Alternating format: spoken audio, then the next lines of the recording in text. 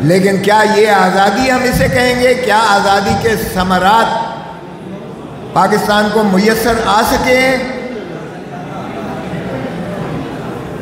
کیا سانس لینا ہی آزادی ہے؟ پہلے مارشل لاء سے لے کر 35 سال تو ویسے ہمارا ملک جو ہے وہ مارشل لاء کی نرغے میں رہا، اور جو سویلین ملی بھی کچھ عرصے کے لیے تو وہ بھی ہم نے دیکھ لیا کہ کتنی آزادی اس ملک کو میسر آ سکی اور کتنی آزادی عوام کو میسر آ سکی۔ آج اس کا شاخسانہ 6 ججز کی جو انہوں نے مراسلہ لکھا ہے سپریم جوڈیشل کونسل کو، اور جو سپریم کورٹ کی پوری عدالت نے، پوری ججز نے 2 دن اس پر زیر اصل بحث کی، میں سمجھتا ہوں یہ ایک شرمناک حقیقت ہے کہ چیف جسٹس آف پاکستان نے پرائم منسٹر شہباز شریف جو جعلی وزیر اعظم ہے اس کے ساتھ ملاقات کی۔ شیم ہمیں کم از کم اپنا ورثہ ہی دیکھ لینا چاہیے تھا۔ جب پہلا پاکستان کا چیف جسٹس سر عبدالرشید لاہور سرکٹ پر آئے ہوئے تھے، اس وقت فیڈرل کورٹ ہوا کرتی تھی، یہ سپریم کورٹ 1956 میں بعد میں آئین کے تابع بنی تھی۔ فیڈرل کورٹ جو اس وقت مشرقی پاکستان بھی تھا اور مغربی پاکستان کا تھا، اس کے سربراہ چیف سر عبدالرشید یہاں لاہور سرکٹ میں تشریف لائے تو پاکستان کے پہلے وزیر اعظم لیاقت علی خان نے استدعا کی کہ میں چیف جسٹس آف پاکستان سے ملنا چاہتا ہوں، ملاقات کرنا چاہتا ہوں، اور سیکرٹری سپریم کورٹ کے چیف جسٹس کو مراسلہ لکھا۔ جواب دیکھیں کیا ملا؟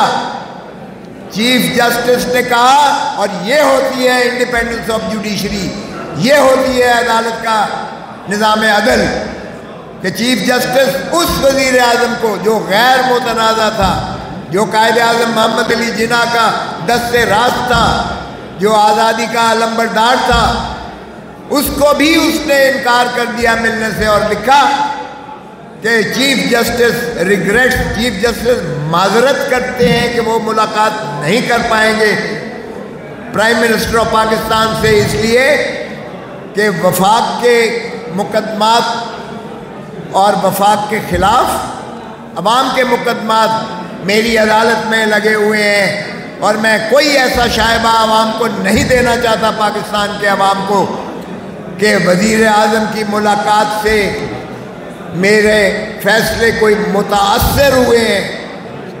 تو یعنی جو اصول ہے کہ انصاف صرف کرنا نہیں چاہیے، انصاف ہوتا ہوا نظر بھی آنا چاہیے۔ Justice should not only be done but it should be seen to be done۔ تو انہوں نے کہا کہ یہ میں شائبہ بھی نہیں دینا چاہتا، اور انکار کر دیا ملاقات کرنے سے۔ اور تم کیسے چیف جسٹس ہو قاضی فائز عیسیٰ کہ جس کے خلاف شکایت کر رہے ہیں 6 ججز شکایت کر رہے ہیں ایگزیکٹو کے خلاف کہ ایگزیکٹو اور اسٹیبلشمنٹ وہ عدالتی معاملات میں مخل ہو رہی ہے، مداخلت کر رہی ہے، اور ججز نے لکھا اس میں کہ ہمارے تو بیڈ روم میں بھی انہوں نے ویڈیو اور آڈیو کیمرے لگائے ہوئے ہیں۔ اور ایک جج صاحب کا برادر نسبتی کو اٹھا کر لے گئے اور بجلی کے کرنٹ لگائے گئے ایک سٹنگ سینئر پیونی جج کے برادر نسبتی کو، اور اس کے بچوں کو بھی لے کر گئے۔ اس سے زیادہ ہراساں کیا کیا جا سکتا ہے؟ اور پھر جس سیشن جج کے گھر پہ انہوں نے پیٹرول بم پھینکا، اس کی شکایت جب کی گئی اور چیف جسٹس کے پاس آئی، بجائے اس کے کہ ان کے خلاف کارروائی کرتے جنہوں نے اس کے خلاف یہ حرکت کی، اس سے الٹا اسے جو ہے OSD بنا دیا اس سیشن جج کو، اور پھر اسے ریپیٹریٹ کر دیا پنجاب میں، کیونکہ وہ ڈیپوٹیشن پہ آیا ہوا تھا۔ تو یہ ہے نظام عدل جسے جکڑ کر زنجیروں میں باندھا ہوا ہے، اور یہ صرف اسلام آباد کی ہائی کورٹ تک نہیں ہے مفقود، یہ ساری عدالتوں میں میں سمجھتا ہوں پاکستان کے ہائی کورٹ لاہور میں بھی ایسے ہی ہے، ہائی کورٹ پشاور میں، ہائی کورٹ بلوچستان میں، ہائی کورٹ سندھ میں، ان کے بھی یہاں ایسے ہی نرگا کیا گیا ہے، تنگ کیا گیا ہے۔ تو کیا ایسے ہے نظام عدل؟ آپ اس کو کہیں گے کہ نظام عدل آزاد ہے؟ اور یہی جب ہم کہتے تھے کہ یہ جو ہے ایک مخصوص جماعت اور ایک مخصوص جماعت کے سربراہ اور ان کے قائدین کو من پسند فیصلے لیے جا رہے ہیں، بلڈوز کیے جا رہے ہیں اور عدالتیں آزاد نہیں ہیں، تو یہ ثابت کر دیا ان 6 ججز نے یہ مراسلہ لکھ کر۔ اور شوکت صدیقی کے کیس میں جب سپریم کورٹ نے یہ فیصلہ کیا کہ جو D G I S I اس وقت اور اسٹیبلشمنٹ اپنی مرضی کی بینچز بنواتی تھیں اور مرضی کے جو ہے فیصلے لکھواتی تھیں اور کرواتے تھے، اور جب شوکت صدیقی نے انکار کیا تو ہم نے ان کے خلاف تو کوئی کارروائی نہ کی، لیکن سپریم جوڈیشل کاؤنسل نے شوکت صدیقی کو ہی فارغ کر دیا۔ اور پھر آپ دیکھیں کہ سپریم کورٹ نے اس کو نہ صرف کہا یہ بدنیتی پر مبنی تھی، یہ جو سپریم جوڈیشل کاؤنسل کا فیصلہ تھا، بلکہ انہوں نے لکھا کورم نان جوڈس ہے، اور اس کو جو ہے بحال کیا، لیکن ظاہر ہے وہ ریٹائر ہو چکا تھا۔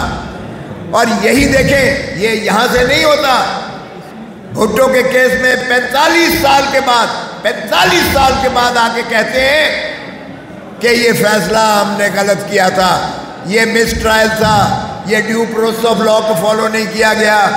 ارے بھائی، اس کو پھانسی دے کے لحد میں اتار کے پھر کہتے ہو ہم سے غلطی ہو گئی، ہم نے کسی کے اثر کے تحت بھٹو کو پھانسی دی تھی۔ خدا را 45 سال مت لینا 45 سال کے 9 مئی کا شاستانہ، جو یہ ایک 9 مئی کا آرکیسٹرڈ ایک ڈرامہ جو رچایا گیا، ایک اور ہارٹ تھراب، ہر دل عزیز پاکستان کی دلوں کی دھڑکن وزیر اعظم کو منہدم کرنے کے لیے اور اس کی جماعت کو بکھیرنے کے لیے اب 45 سال مت لینا۔ انصاف کرو، انصاف کی متمنی ہے قوم، انصاف کی متلاسی ہے، انصاف کی متمنی ہے، متجسس ہے اور ملتمس ہے۔ اور آپ کا کیا خیال ہے کہ یہ جو لالی پاپ دیا ہے وزیر اعظم نے، شرم آنی چاہیے۔ پہلے لکھتے ہیں کہ یہ نامناسب تھا جو 6 ججوں نے یہ مراسلہ لکھا ہے، یعنی فیصلہ حکومت نے پہلے ہی دے دیا کہ یہ غلط لکھا گیا ہے، یعنی 6 ججز کو الٹا انہوں نے کٹہرے میں کھڑا کیا ہے۔ اور پھر ایک ریٹائرڈ جج، سپریم کورٹ کے چیف جسٹس ریٹائرڈ کو سول کمیشن بنا دیا ہے۔ آپ سب وکیل ہیں، جب ایک جج فیصلہ کرتا ہے تو سپریم کورٹ کے 2 جج سن سکتے ہیں، جب 2 جج یہاں فیصلہ کرتے ہیں تو سپریم کورٹ کے 3 جج سنتے ہیں بیٹھ کر، یا 5 جج سنتے ہیں۔ اور یہاں تو 6 ججز کہہ رہے ہیں ہمیں انصاف دو، اور 6 ججز پر آپ ایک ریٹائرڈ جج کی کمیشن بنا رہے ہو۔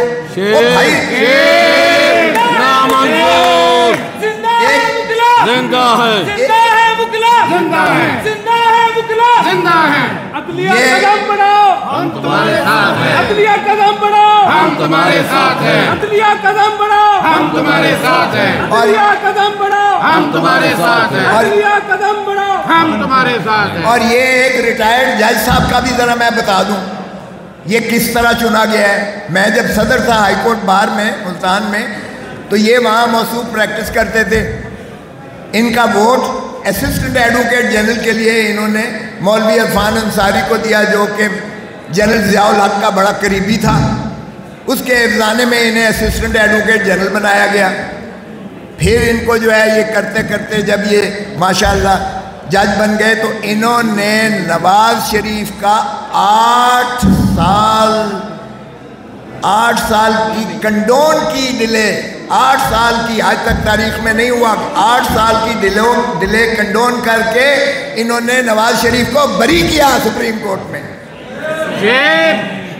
پھر صرف بری نہیں کیا، شہباز شریف کی نااہلی کو انہوں نے نظر ثانی میں ریویو میں انہوں نے جو ہے ریسٹور کیا اس کو، اور بحال کر کے اس کو وزیر اعلیٰ یہاں بنوایا۔ تو یہ ماشاءاللہ ان کا جو ہے، اور پھر ان کا بھائی جلیل عباس گیلانی جو ہے وہ فارن منسٹر رہا ہے پچھلی کیئر ٹیکر گورنمنٹ میں، اور موجودہ بھی ماشاءاللہ وہ ایڈوائزر ہیں ٹو دا فارن افیئر. تو ان کے تعلقات شریف فیملی کے ساتھ جتنے قریبی ہیں آپ کی سوچ ہے. اور پھر آفرین ہے اس کے بیٹے کو جس نے لیٹر لکھا ہے، باقی وکلاء کے سمیت لیٹر لکھا ہے کہ نہیں، ججز کا جو ہے ایک پورا کنسورشیم بننا چاہیے اور کنونشن ہونا چاہیے. اور اسی میں ہم بھی کہتے ہیں کہ فل کورٹ، سپریم کورٹ کی فل کورٹ بیٹھ کر اس معاملے کو، یہ بہت سنگین بات ہے، اور بگرنا 9 جج سے کم نہیں ہونے چاہیے، کیونکہ آپ کے پاس 6 ججز نے نالش کی ہے. یہ ہو نہیں سکتا ہے کہ ایک ریٹائرڈ جج اسے سنے، اور ریٹائرڈ جج بھی وہ جو ماشاءاللہ اتنا کمپلائنٹ ہے کہ اس سے کچھ بھی لکھوایا جا سکتا ہے. یہ مٹی پاؤ ہم نہیں ہونے دیں گے.